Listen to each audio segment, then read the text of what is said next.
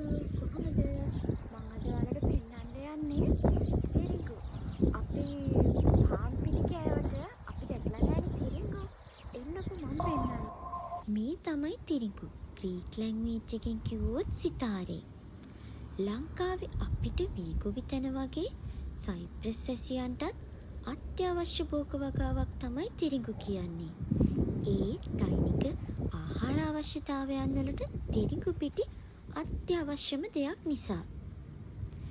ඉතින් අපි දන්නවනේ මේ දවස්වල සයිප්‍රසයට අධික වර්ෂාපතනයක් ඇදහැළුණා. ඉතින් මුළු සයිප්‍රසයම කොළ පාටින් දිස් වෙනවා වගේ ගම්මානාවටත් මේ දවස්වල තිරිඟු වගාව දැක බලා ගන්න පුළුවන් සරුසාර විදිහට.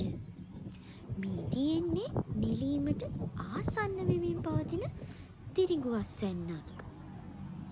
ඉතින් අල වගාව අවසානයේ තිරිඟු වගා කරනවා කියලත් මං අහලා තියෙනවා. ඒ වගේම සුළු සහ මහා පරිමාණ වශයෙන්ුත් තිරිඟු වගාව සිදු කරනවා සයිප්‍රසය තුල. ඒ වගේම මේ තිරිඟු අස්වැන්න නිලා අවසානයේදී සමහර ගොවීන් මේවා පොහොර විදිහටත් තවත් සමහර ගොවීන් සත්වයින්ගේ ආහාර විදිහටත් රැගෙන යාම සිදු කරනවා. ඉතින් ඔයාලට මේ දැක බලා ගන්න හම්බෙන්නේ කොළ පාටට මුල් කාලේ තිරිඟු. එහෙනම් මේ වගේ තවත් වීඩියෝ එකකින් හමු වෙනකම් මං ගිහින් එන්නම්.